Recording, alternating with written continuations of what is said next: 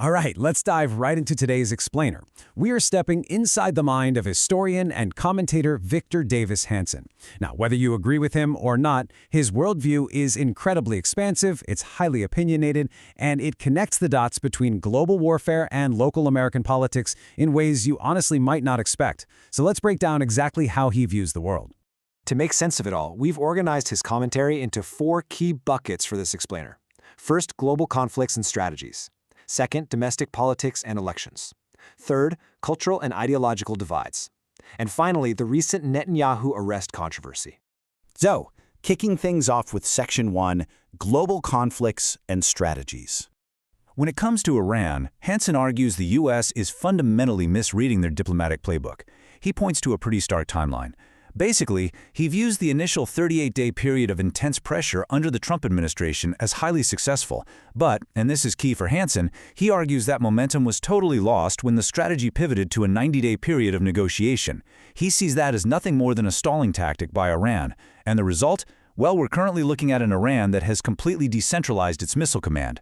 They've placed weapons in hundreds of underground bunkers controlled by low-level commanders, which makes them incredibly difficult to actually target. Now, shifting gears to Israel, Hanson offers some heavy praise for Prime Minister Benjamin Netanyahu's survival tactics. He describes Israel as being surrounded by a literal ring of fire and praises Netanyahu for not holding back. He directly warned the Houthis that their ports and power plants were fair game if they attacked. He authorized that highly sophisticated targeting of Hezbollah's top ranks through everyday electronics, the pagers and cell phones. And he committed to directly clearing out Hamas tunnel networks instead of just relying on surface strikes. Hanson basically views this as an absolute masterclass in deterrence. Hanson also really appreciates a ruthless strategic pivot, which brings us to Ukraine. With the ground war pretty much static right now, he notes that Ukrainian forces actually gain the upper hand through an ingenious, decentralized drone strategy. It's fascinating. Rather than just begging for traditional heavy U.S. platforms like Abrams tanks, Ukraine shifted to a meritocratic system for drones, meaning the drone teams with the absolute best kill ratios literally get the most resources. They've totally bypassed the heavy bureaucracy to directly target Russian oil refineries, rail lines, and storage facilities. It's a real game changer for the battlefield. Moving right along to Section 2, Domestic Politics and Elections. Now, you might be wondering about his take on U.S. elections.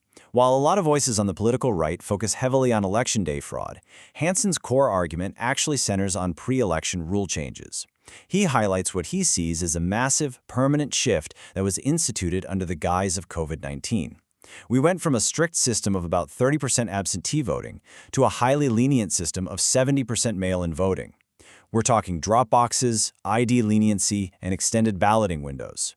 He argues these structural, procedural changes permanently altered the American electoral system to inherently favor the left. $417 million. That is a staggering number, right? Well, Hanson cites this as the exact amount Mark Zuckerberg spent to effectively take over the work of registrars in key swing states. According to Hanson's analysis, this massive influx of private funding fundamentally altered the nuts and bolts of how ballots were collected and counted. But here's the thing. Hanson doesn't just critique the left. He actually aims some friendly fire at his own side, specifically calling out J.D. Vance. In Hanson's eyes, getting the SAVE Act passed to tighten voter ID laws should be an absolute #1 priority. So instead of doing podcasts with Joe Rogan or going out on book tours, he argues a true leader should be camped out on the Senate floor 20 hours a day, whipping votes and breaking that procedural gridlock. Okay, let's pivot to Section 3, Cultural and Ideological Divides. The thin veneer of civilization is being torn off. I want you to really absorb that quote, because it perfectly captures the psychological intensity of Hanson's worldview. He doesn't look at modern political debates as just, minor disagreements over tax policy. Not at all. He genuinely believes that foundational American values, and really Western civilization itself, are under an active existential threat from within. To illustrate this concept of civilizational collapse, Hanson points to an incredibly shocking statistic. 180,000 pounds. That is the amount of human waste reportedly removed from just one single park in Los Angeles, MacArthur Park. For Hanson, tolerating this kind of severe urban decay in the name of compassion is, in his words, deeply anti-civilizational. And this frustration totally bleeds into how he views the media. Hanson argues there's a massive, glaring double standard in how violence is framed today. On one side, he sees a media obsessed with highlighting right-wing threats, which he argues is done without proportional data. On the flip side, he points to what he considers organized yet completely ignored left-wing violence. He cites everything from Antifa riots to destructive campus protests and even recent political assassins. He argues that the media's pursuit of sort of a false equality basically provides a free pass for left-wing violence. For Hanson, all of this cultural decay we're talking about ultimately ties back to one single fundamental thing: the degradation of the family unit. He firmly believes that attacking the nuclear family is abnormal, dismantles the very building blocks of civilization itself. Which brings us to our final part, Section 4, the Netanyahu arrest controversy. So this whole controversy actually started with local New York politicians, specifically Assemblymember Zohran Mamdani, who stated flatly, "I believe that Prime Minister Netanyahu belongs in The Hague." They literally explored legal loopholes for the NYP to arrest the Israeli Prime Minister during his visit to the UN General Assembly. While Hanson unleashes a fierce, multi-point legal rebuttal to this whole concept. First off, he points out the obvious. UN attendees are granted diplomatic immunity. Secondly, he invokes the 10th Amendment. He argues that international diplomacy is strictly a federal issue, meaning a local mayor or the NYPD has absolutely zero jurisdiction to arrest a visiting head of state. It's just not how it works. But for Hanson, this isn't just about constitutional law, it's about what he sees as glaring hypocrisy.